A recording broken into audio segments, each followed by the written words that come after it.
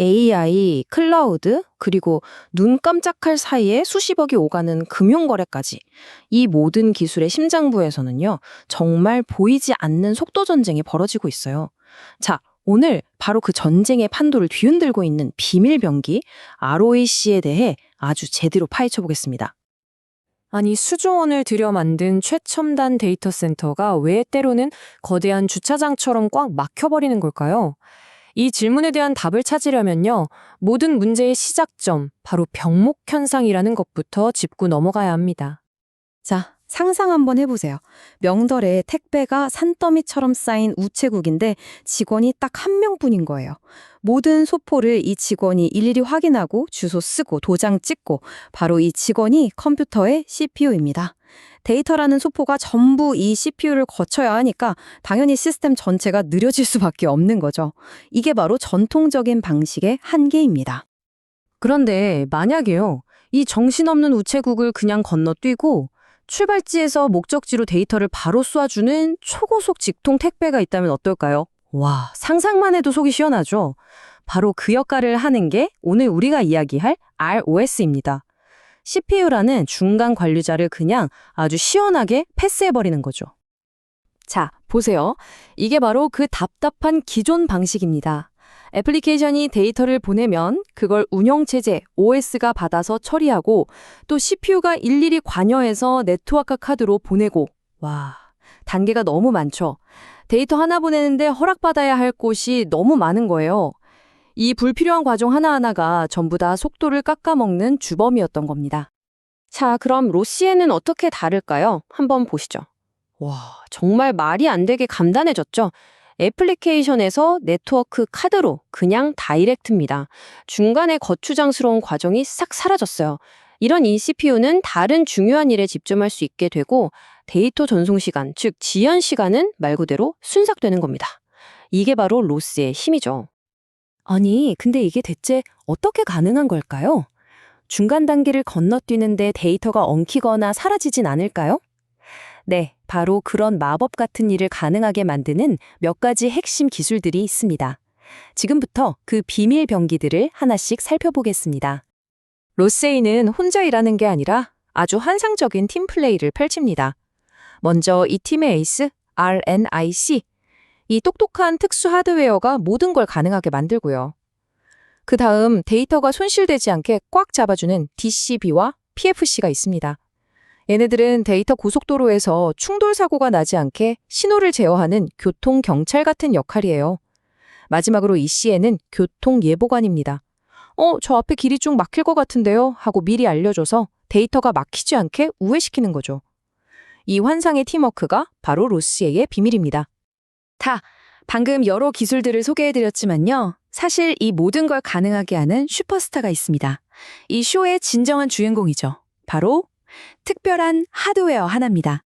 그 주인공은 바로 RNIC, RDMA 기능을 갖춘 아주 특별한 네트워크 카드입니다.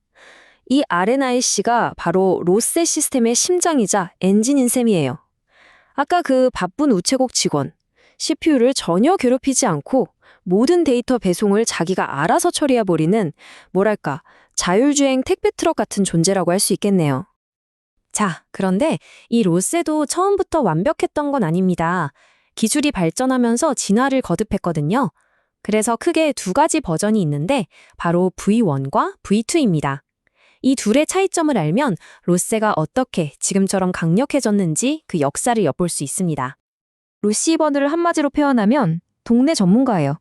자기 구역, 그러니까 하나의 네트워크 안에서는 정말 빠르고 강력하지만 아쉽게도 그 동네를 벗어날 수가 없었어요. 그런데 로시 EV2는 다릅니다. 얘는 월드스타, 글로벌 여행가죠. IP 주소라는 여권을 가지고 인터넷이라는 비행기를 타고 전 세계 어디든 데이터를 보낼 수 있게 된 겁니다. 엄정한 차이죠? 바로 이 점이 V1과 V2를 가르는 가장 결정적인 차이입니다. V2가 글로벌 여행가가 될 수 있었던 이유는 바로 우리 모두가 사용하는 인터넷 프로토콜, 그러니까 IP와 UDP를 받아들였기 때문이에요. 이 작은 변화가 로스1을 특정 데이터 센터 안에 갇힌 기술에서 전 세계의 IP 네트워크를 누비는 기술로 만들어준 신의 한 수였던 셈이죠. 확장성이 비교가 안 될 정도로 커진 겁니다. 자, 그럼 이론적인 이야기는 이쯤 하고 이렇게 대단한 기술이 과연 어디에 쓰이고 있을까요? 이건 그냥 실험실에 있는 기술이 아닙니다. 지금 이 순간에도 속도가 곧 돈이고 경쟁력인 가장 치열한 기술의 최전선에서 ROCA는 엄청난 활약을 펼치고 있습니다. 예를 들면 바로 AI 데이터 센터입니다. 어마어마한 양의 데이터를 학습시켜야 하는 AI 모델 훈련 속도를 말도 안 되게 끌어올려주고요. 우리가 매일 쓰는 AWS나 애저 같은 클라우드 서비스의 성능을 높이는데도 핵심적인 역할을 합니다.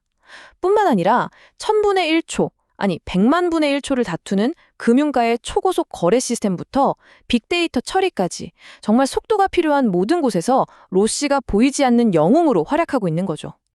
그럼 앞으로 데이터 전송 기술의 미래는 어떻게 될까요?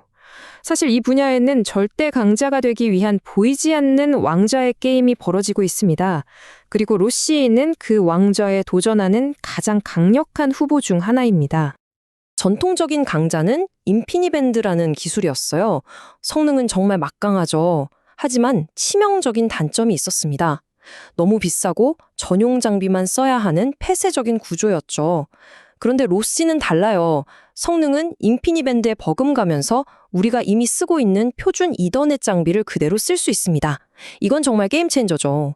훨씬 저렴한 비용으로 비슷한 성능을 낼 수 있고 누구나 쉽게 접근할 수 있는 개방형 생태계라는 엄청난 무기를 갖게 된 겁니다. 바로 이겁니다. 이 한 문장이 앞으로의 미래를 보여주고 있어요. 시장의 흐름은 이제 명확합니다.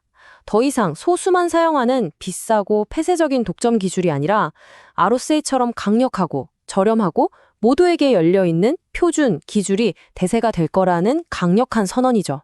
자, 오늘 이야기의 핵심 딱 하나만 기억하셔야 한다면 바로 이겁니다.